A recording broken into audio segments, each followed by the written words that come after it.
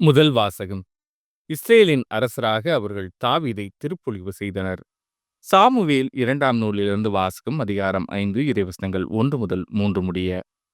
அந்நாள்களில் இஸ்ரேலின் அனைத்து குலங்களும் எபிரோனுக்கு வந்து தாவீதிடம் கூறியது: நாங்கள் எலும்பும் சதையுமானவர்கள். சவுல் எங்கள் மீது ஆட்சி செய்த கடந்த காலத்திலும் கூட நீரே இஸ்ரேலை நடத்திச் சென்றவர். நீயே என் மக்கள் இஸ்ரேலின் ஆயனாயிருப்பாய்.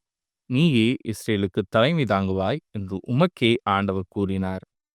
இஸ்ரேலின் பெரியோர்கள் எல்லாரும் அரசரை காண எபிரோனுக்கு வந்தனர்.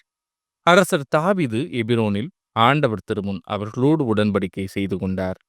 இஸ்ரேலின் அரசராக அவர்கள் தாவீதை திருப்பொழிவு செய்தனர். இது ஆண்டவரின் அருள்வாக்கு. இறைவா, உமக்கு நன்றி. பதிலுரை பாடல். அகமகிழ்வுடன் ஆண்டவரது இல்லத்திற்கு போவோம்.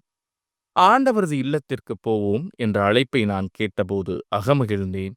எருசலேமே, இதோ நாங்கள் அடியெடுத்து வைத்து உன் வாயில்களில் நிற்கின்றோம். அகமகிழ்வுடன் ஆண்டவரது இல்லத்திற்கு போவோம். ஆண்டவரின் திருக்குலத்தார் அங்கே செல்கின்றனர். இஸ்ரேல் மக்களுக்கு இட்ட கட்டளைக்கிணங்க ஆண்டவரது பெயருக்கு அவர்கள் நன்றி செலுத்தச் செல்வார்கள். அங்கே நீதி வழங்க அரியணைகள் இருக்கின்றன. அவை தாவீது வீட்டாரின் அரியணைகள். அகமகிழ்வுடன் ஆண்டவரது இல்லத்திற்கு போவோம். 2ஆம் வாசகம். தந்தையாம் கடவுள் நம்மை விடுவித்து தம் அன்பார்ந்த மகனின் ஆட்சிக்கு உட்படுத்தினார். திருத்தூதர் பவுல் கொலோசேருக்கு எழுதிய திருமுகத்திலிருந்து வாசகம். அதிகாரம் 1 இறைவசனங்கள் 12 முதல் 20 முடிய.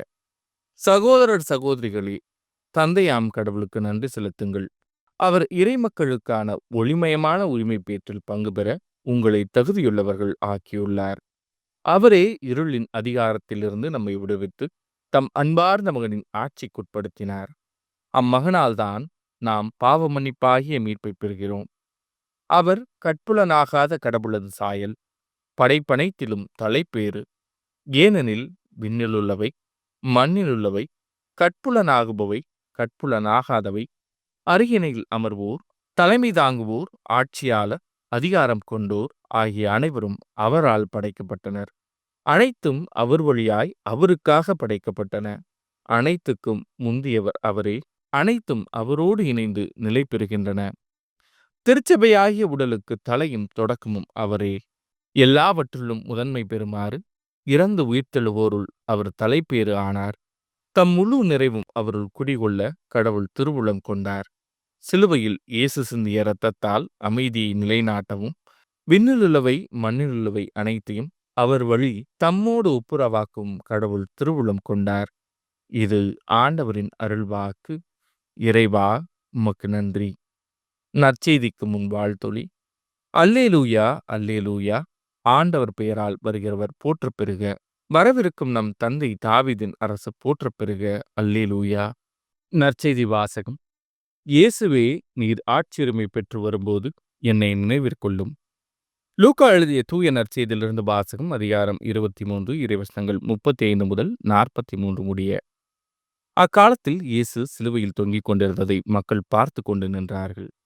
ஆட்சியாளர்கள், பிறரை விடுவித்தான், இவன் கடவுளின் மெசியாவும் தேர்ந்தெடுக்கப்பட்டவனுமானால் தன்னையே விடுவித்துக் கொள்ளட்டும் என்று கேலி செய்தார்கள். படைவீரர் அவரிடம் வந்து புளித்த திராட்சை ரசத்தை கொடுத்து, நீ யூதர்களின் அரசனானால் உன்னை காப்பாற்றிக்கொள் என்று எள்ளி நகையாடினர். இவன் யூதரின் அரசன் என்று அவரது சிலுவையின் மேல் எழுதி வைக்கப்பட்டிருந்தது. சிலுவையில் தொங்கிக் கொண்டிருந்த குற்றவாளிகளில் ஒருவன், நீ மெசியாதானே, உன்னையும் எங்களையும் காப்பாற்று என்று அவரை பழித்துரைத்தான். ஆனால் மற்றவன் அவனை கடிந்து கொண்டு, கடவுளுக்கு நீ அஞ்சுவதில்லையா? நீயும் அதே தீர்ப்புக்குத்தானே உள்ளாகி இருக்கிறாய். நாம் தண்டிக்கப்படுவது முறையே, நம் செயல்களுக்கு ஏற்ற தண்டனையை நாம் பெறுகிறோம். இவர் ஒரு குற்றமும் செய்யவில்லையே என்று பதிலுரைத்தான். பின்பு அவன், இயேசுவே, நீர் ஆட்சியுரிமை பெற்று வரும்போது என்னை நினைவிற்கொள்ளும் என்றான். அதற்கு இயேசு அவனிடம், நீர் இன்று என்னோடு பேரின்ப வீட்டில் இருப்பீர் என உறுதியாக உமக்குச் சொல்கிறேன் என்றார். இது ஆண்டவரின் அருள்வாக்கு. கிறிஸ்துவே, உமக்கு புகழ்.